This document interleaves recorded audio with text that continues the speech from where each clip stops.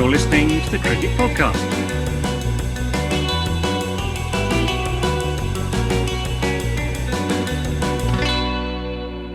Hello, everyone, and welcome to the Cricket Podcast, where we have a T20 special for you today.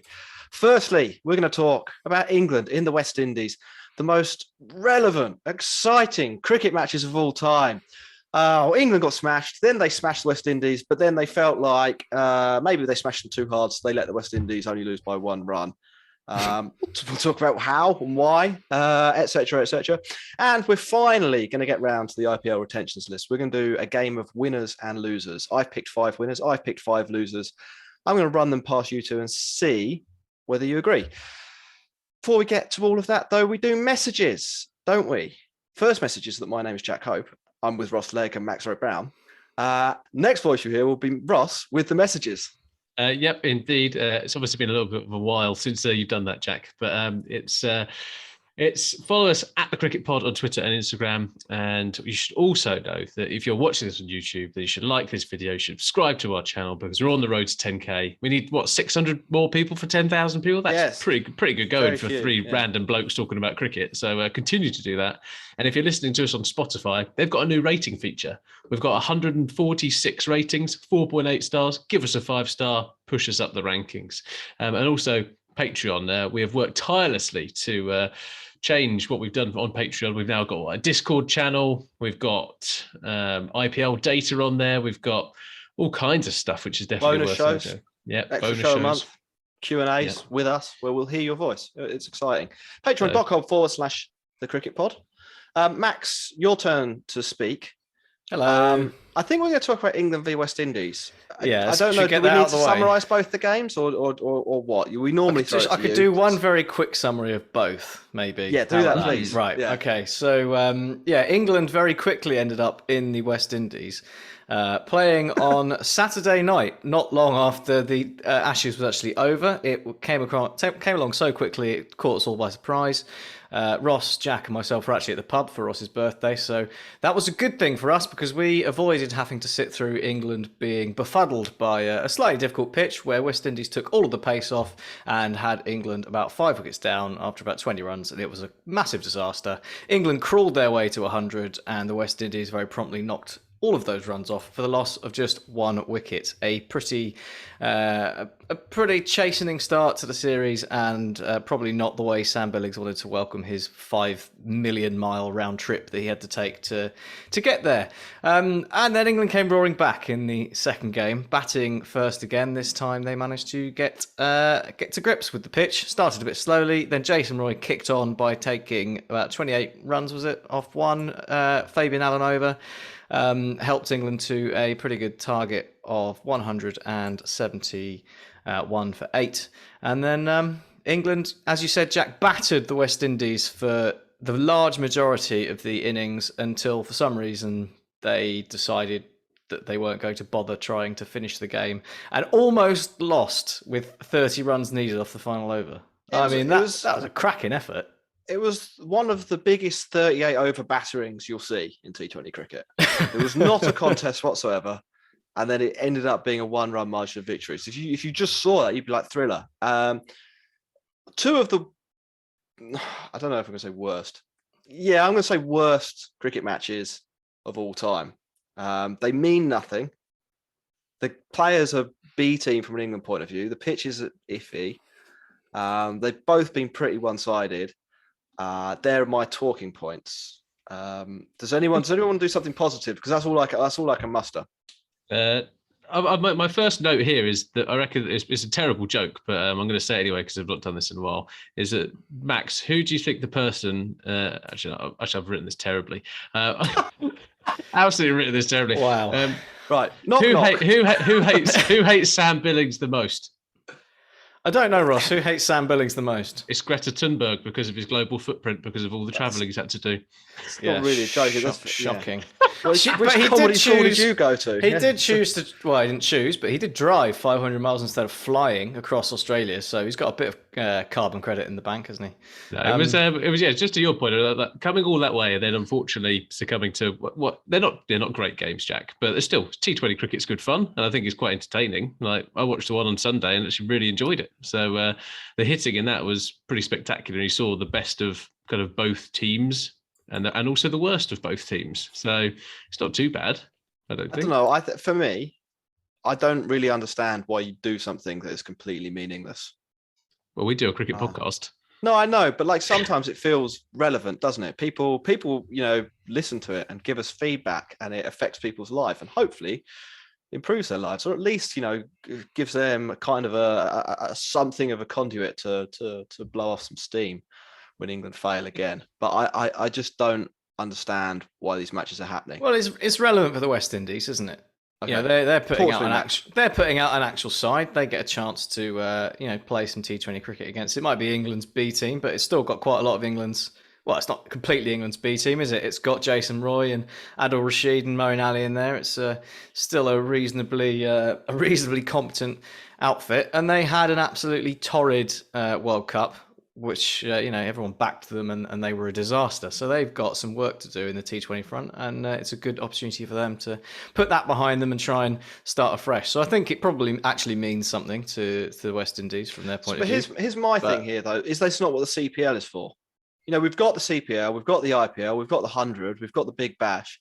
Is that not sort of where you go and you practice? No, because these matches are. These are practice matches. Let's be honest, Jack. We've got. I mean, you look at the Blast, the CPL, and the BBL. They're all tournaments that have a large proportion of, as you might put it, farmers in in the ranks. There are some less high quality players, sort of padding out the teams in those T20 franchise tournaments, which is why they need to play against England. Objection. There's some less high quality players padding out this England team.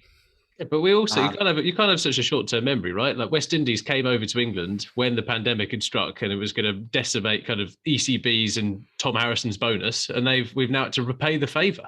And we're going over there to play this. It's purely money. It's purely money. And it's good. It's good for West Indies cricket. It's good for English cricket. I'm playing devil's advocate to some extent here. Yeah, I understand that there's an amount of goodwill, and by goodwill I mean cash. The ECP effectively owes the West Indies Cricket Board. So I do see why they go there. And Max, you do make some okay points, I think, around the West Indies players getting a run out. Although England's side has got Tymor Mills, Moeen Ali, Adil Rashid, Chris Jordan, Jason Roy, Owen Morgan. They were all at the World Cup, so not. Yeah, but it's the ghost of Owen Morgan, isn't it? It is the ghost of Owen Morgan. It's the ghost of Chris Jordan. It's been a ghost for a while. I think just on the back of the Ashes. That's the thing. Like, it's such a short time, isn't it? I mean, we've barely even recovered. Recovered from that battering. It's a bit hard to go from that time zone to the West Indies time zone for England fans, isn't it? Yeah. Matches finishing at 7 a.m. to finishing at 10:30. That is cruel. Or 11 or whatever it is. Should we actually talk about the cricket? Because there are a couple of things to talk about the cricket. So I think England's batting approach in the first game, I think it's probably the first bit to talk about. I thought loads of the pundits actually let themselves down. So pundits, journalists or whatever, because they were pretty much comparing England's woeful Ashes performances with this one. And they're not comparing the same thing. You're comparing pretty much a different sport, pretty much a different team, different coaching, different ball, different conditions, different time of day, different opposition. Yeah, but they got out, didn't they? And they're just like, oh, they've lost loads of wickets. It's a disgrace. Like, what the hell are England doing? Blah blah blah. Well, it doesn't really matter. Like, England's approach to white ball cricket always means that there's a high risk of this happening. Like, 1 in 25 games is going to be like this potentially. Yeah. Especially on a bit of a sticky wicket. Yeah, and but I think what they're going for, Ross, is kind of more of a literary criticism. So you take an author, Cormac McCarthy. He will write lots of books, but they will have themes that track across different ones. It won't be the same characters. They won't be doing the same thing, but it will be set in the West. There'll be some mysticism.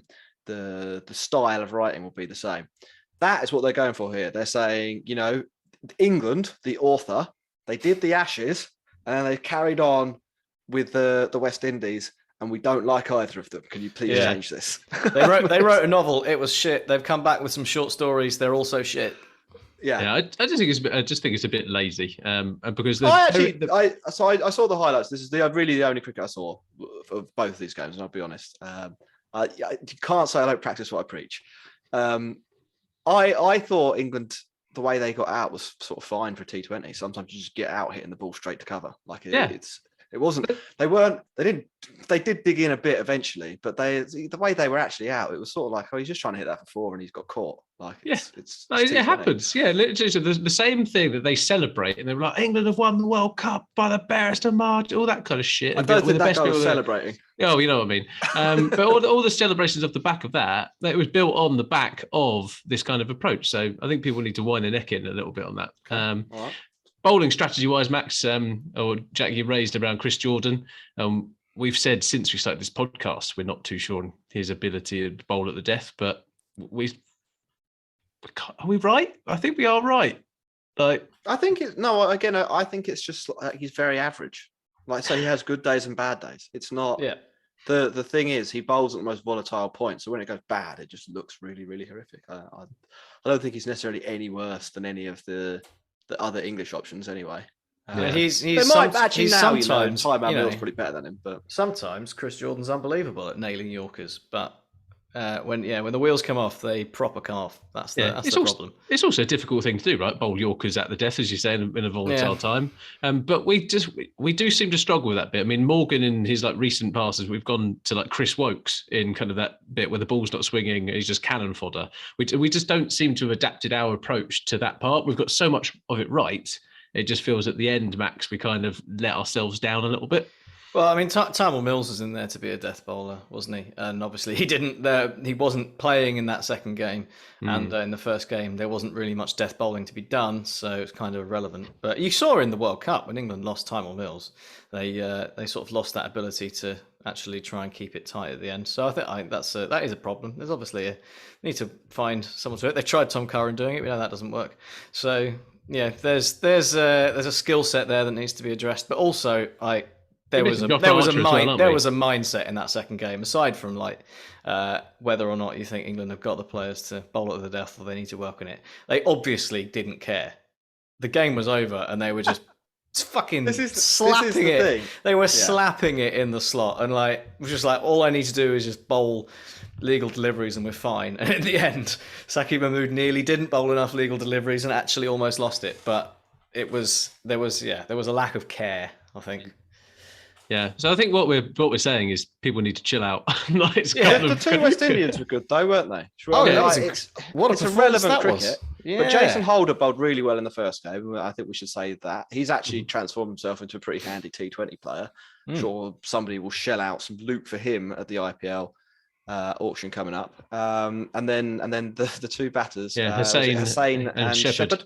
Mm-hmm. Yeah, were Hosein at number 10. Yeah, it was really good about them. Yeah, go on, Ross. It was just really brilliant in terms of that. And this is the great thing around this approach to T20 cricket, and I really enjoyed it. Although the game felt like it was almost gone, it put jeopardy back in it, right? Because of the hitting, because of that stuff. And I like the fact that it is just almost a coin toss in this, because you have no idea what's going to happen. I thoroughly enjoyed it. And I think there's just a bit around what their setup looks like. They're still trying to figure out their team, right? And they've obviously got Pollard as captain, who's it's not really worked for him, really. But I think in terms of his stats in this, he's got a strike rate of about 135 in T20 internationals, average of 24. No, the averages aren't the best indicator in T20 cricket, but it just hasn't really happened. But he's trying to build that team for the World Cup, and I think they seem to have bounced back from the defeats against Ireland and are starting to have a little bit of shape and a little bit of confidence in their approach, I think. What do you think about that? Yeah, they're all right. They did lose to Ireland though, so there's that. They did lose to Ireland, so they're playing England B team. They do have some blokes who can hit big sixes and can do it quite consistently. I think hopefully Odeon Smith plays all of the the matches because he is an absolute tank, and I want to see him.